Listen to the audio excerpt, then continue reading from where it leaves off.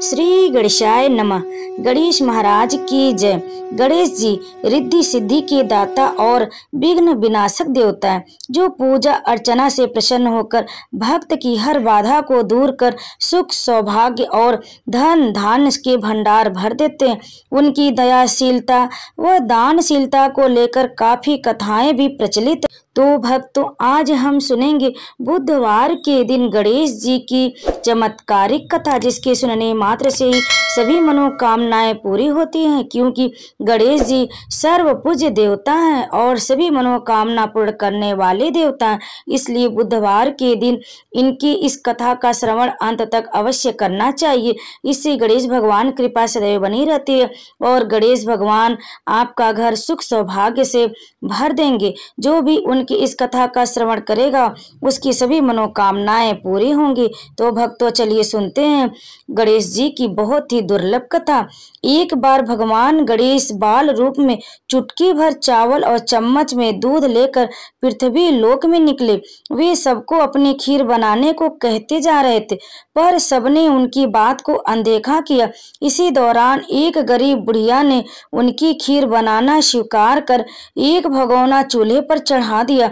इस पर गणेश जी ने घर का सबसे बड़ा बर्तन चूल्हे पर चढ़ाने को कहा। बुढ़िया ने बाल लीला समझते हुए घर का बड़ा भगोना उस पर चढ़ा दिया। कुछ देर में ही चमत्कार हुआ। गणेश जी के दिए चावल और दूध बढ़ गए और पूरा भगोना उससे भर गया। इसी बीच गणेश जी नहाने के बाद खीर खाने की बात कहते हुए वहां से चले गए। पीछे से बुढ़िया के पोते पोती आए तो भूख लगने पर बुढ़िया ने उन्हें वह खीर खिला दी। खीर बनते देख रही पड़ोसन को भी बुढ़िया ने कटोरा भरकर खीर दे दी। बेटे की बहू ने भी चुपके से एक कटोरा खीर खाने के साथ एक कटोरा खीर छिपा दिया। फिर इसके बाद भूख लगी तो बुढ़िया ने भी खाने के लिए खीर हाथ में ले ली और बोली, आ जा रे गणेशिया, खीर खा ले। तभी गणेश जी वहां पहुंच गए और बोले कि मैंने तो खीर पहले ही खा ली। जब बुढ़िया ने पूछा कि कब खाई, तो वे बोले कि जब तेरे पोते पोती पड़ोसन व बहू ने खाई तभी मेरा पेट भर गया। इसके बाद जब बुढ़िया ने बाकी बची खीर की उपयोग के बारे में पूछा तो गणेश जी ने उसे नगर में बांटने को कहा। जब बुढ़िया ने खीर बांटी तो राजा को भी इसका पता लग गया। इस पर उसने बुढ़िया को अपने दरबार में बुला लिया। सारा माजरा जानकर उसने बुढ़िया का खीर का भगोना अपने पास मंगा लिया। पर राजा के महल में जैसे ही वह पहुंचा तो उसमें कीड़े मकोड़े व जहरीले जानवर गिर पड़े। यह देख राजा ने वह बर्तन वापस बुढ़िया को दे दिया, जो उसके घर ले जाते वापस पहले जैसा हो गया। इसके बाद बुढ़िया ने फिर गणेश जी से बची हुई खीर के उपयोग के बारे में पूछा तो गणेश जी ने झोपड़ी के कोने में गाड़ देने की बात कही। ऐसा कर बुढ़िया रात को सो गई और गणेश जी उसकी झोपड़ी को लात मारते हुए अंतर्ध्यान हो गए। अगले दिन जब बुढ़िया उठी तो उसने अपनी झोपड़ी महल में बदली हुई और खीर के बर्तन सोने जवाहरातों से भरे मिले। गणेश जी की कृपा जानकर बुढ़िया काफी प्रसन्न हुई। हे गणेश जी महाराज, आपने जैसा फल बुढ़िया को दिया वैसा सबको देना। कथा कहने वाले व हुंकार भरने वाले और आसपास के सुनने वाले सबके भंडार भरे रखना। तो प्रेम से बोलिए गणेश महाराज की जय। अब आइए सुनते हैं गणेश जी की दूसरी बहुत ही चमत्कारिक कथा। एक बुढ़िया थी, वह बहुत ही गरीब और दृष्टिहीन थी। उसके एक बेटा और बहू थी। वह बुढ़िया सदैव गणेश जी की पूजा किया करती थी। एक दिन गणेश जी प्रकट होकर उस बुढ़िया से बोले, बुढ़िया माँ, तू जो चाहे सो मांग ले। बुढ़िया बोली, मुझसे तो मांगना नहीं आता, कैसे और क्या मांगो? तब गणेश जी बोले, अपने बेटे बहू से पूछ कर मांग ले। तब बुढ़िया ने अपने बेटे से कहा, गणेश जी कहते हैं कि तू कुछ मांग ले, बता क्या मांगो? पुत्र ने कहा, माँ तू धन मांग ले। बहू से पूछा तो बहू ने कहा, नाती मांग ले। तब बुढ़िया ने सोचा कि ये तो सब अपने अपने मतलब की बात कह रहे हैं। अतः उस बुढ़िया ने पड़ोसनियों रानियों से पूछा तो उन्होंने कहा, बुढ़िया तू तो थोड़े दिन जिएगी, तू धन मांगे और क्यों नाती मांगे, तू तो अपनी आंखों की रोशनी मांग ले जिससे तेरी जिंदगी आराम से कट जाए। इस पर बुढ़िया बोली, यदि आप प्रसन्न हैं गणेश जी तो मुझे 9 करोड़ की माया दे, निरोगी काया दे, अमर सुहाग दे, आंखों की रोशनी दे, नाती दे, पोता दे और सब परिवार को सुख दे और अंत में मोक्ष दे। यह सुनकर गणेश जी बोले, बुढ़िया माँ तुमने तो हमें ठग लिया, फिर भी जो तूने मांगा है वचन के अनुसार तुझे सब मिलेगा। और यह कहकर गणेश जी अंतर ध्यान हो गए। उधर बुढ़िया माँ ने जो कुछ मांगा वह सब कुछ मिल गया।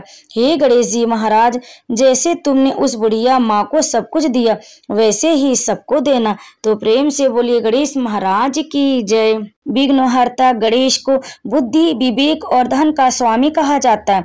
हिंदू मान्यताओं के अनुसार गणेश जी की पूजा करने से घर में सुख शांति बनी रहती और जीवन के सभी दुख दर्द दूर होने के साथ शुभता का वास होता है। भगवान गणेश अपने भक्तों की जिंदगी में आई हुई विपदा को हमेशा के लिए दूर करते हैं और लंबे समय से रुके हुए शुभ कार्यों को संपन्न करते।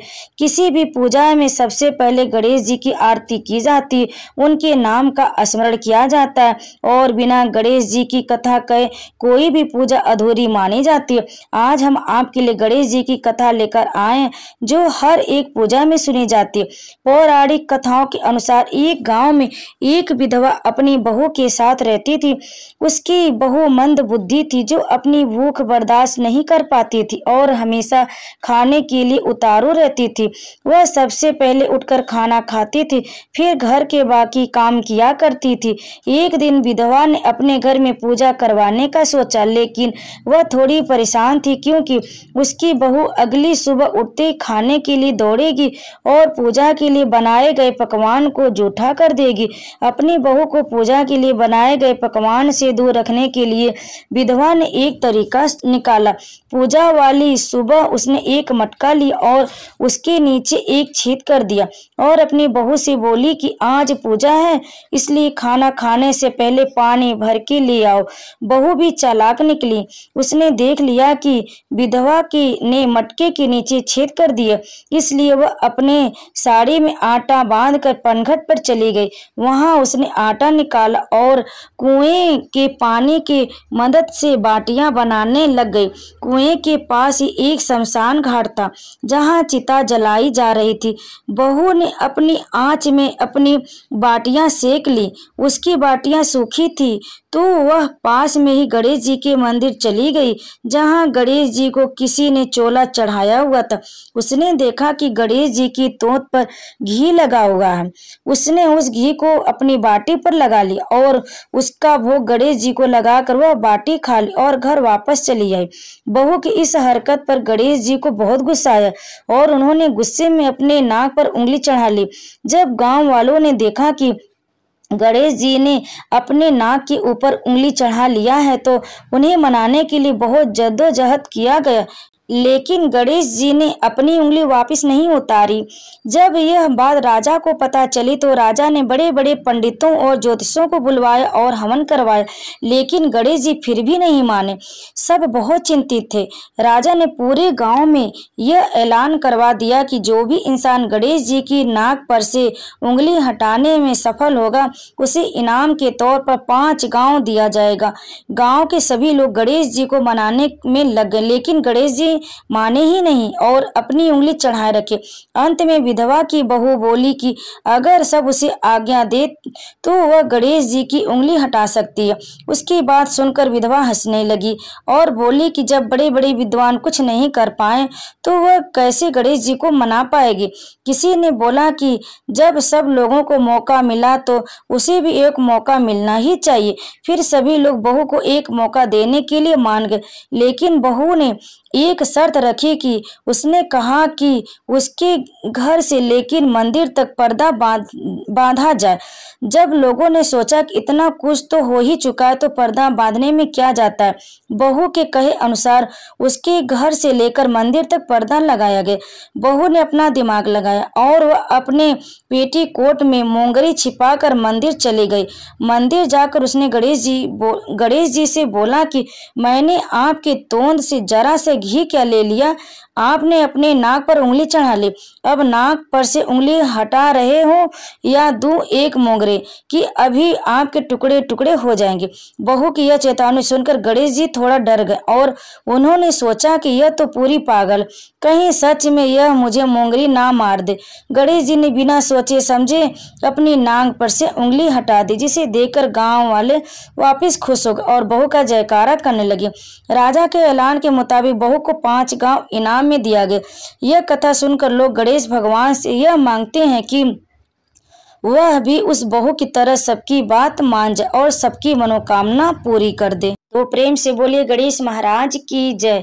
अब आइए सुनते हैं बुधवार की व्रत कथा। समतापुर नगर में मधुसूदन नामक एक व्यक्ति रहता था। वो बहुत धनवान था।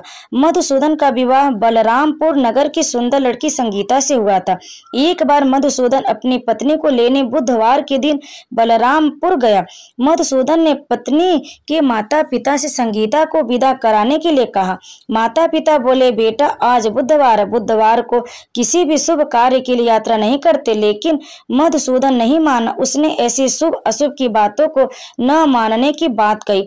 दोनों ने बैलगाड़ी से यात्रा प्रारंभ कर दी। 2 कोस की यात्रा के बाद उसकी गाड़ी का एक पहिया टूट गया। वहां से दोनों ने पैदल की यात्रा शुरू की। रास्ते में संगीता को प्यास लगी। मधुसूदन उसे एक पेड़ के नीचे बैठाकर जल लेने चला गया। थोड़ी देर बाद जब मधुसूदन कहीं से जल लेकर वापस आया तो वह बुरी तरह हैरान उठा, क्योंकि उसकी पत्नी के पास उसके ही हम शक्ल का एक दूसरा व्यक्ति बैठा था। संगीता भी मधुसूदन को देखकर हैरान रह गई। वह दोनों में कोई अंतर नहीं पाई। मधुसूदन उस व्यक्ति से पूछा, तुम कौन हो और मेरी पत्नी के पास क्यों बैठे हो? मधुसूदन की बात सुनकर उस व्यक्ति ने भी कहा, अरे भाई, यह मेरी पत्नी संगीता है। मैं अपनी पत्नी को ससुराल से विदा कर लाया हूँ, लेकिन तुम कौन हो जो मुझसे ऐसा प्रश्न कर रहे हो? मधुसूदन ने कहा, तुम जरूर कोई चोर या ठग हो। यह मेरी पत्नी संगीता है। मैं इसे पेड़ के नीचे बैठाकर जल लेने गया था। इस पर उस व्यक्ति ने कहा, अरे भाई, झूठ तो तुम बोल रहे हो। संगीता को प्यास लगने पर जल लेने तो मैं गया था। मैंने तो जल लाकर अपनी पत्नी को पिला भी दिया। अब तुम चुपचाप यहाँ से चलते बनो, नहीं तो किसी सिपाही को बुलाकर तुम्हें पकड़वा दूंगा। दोनों एक दूसरे से लड़ने लगे। उन्हें लड़ते हुए देख बहुत से लोग वहां एकत्र हो गए। नगर के कुछ सिपाही भी वहां आ गए। सिपाही उन दोनों को पकड़कर राजा के पास ले गए। सारी कहानी सुनकर राजा भी कोई निर्णय नहीं कर पाया। संगीता भी उन दोनों में से अपने वास्तविक पति को नहीं पहचान पा रही थी। राजा ने दोनों को कारागार में डाल देने के लिए कहा। राजा के फैसले पर असली मधुसूदन भयभीत तो उठा। तभी आकाशवाणी हुई, मधुसूदन, तूने संगीता के माता पिता की बात नहीं मानी और बुधवार के दिन अपने ससुराल से प्रस्थान किए। यह सब भगवान बुद्ध देव के प्रकोप से हो रहा है। मधुसूदन ने भगवान बुद्ध देव से प्रार्थना की कि हे भगवान बुद्ध देव, मुझे क्षमा कर दीजिए, मुझसे बहुत बड़ी गलती हुई। भविष्य में अब कभी बुधवार के दिन यात्रा नहीं करूंगा और सदैव बुधवार को आपका व्रत किया करूंगा। मधुसूदन के प्रार्थना करने से भगवान बुद्ध देव ने उसे क्षमा कर दिया। तभी दूसरा व्यक्ति राजा के सामने से गायब हो गया। राजा और दूसरे लोग इस चमत्कार को देखकर हैरान हो गए।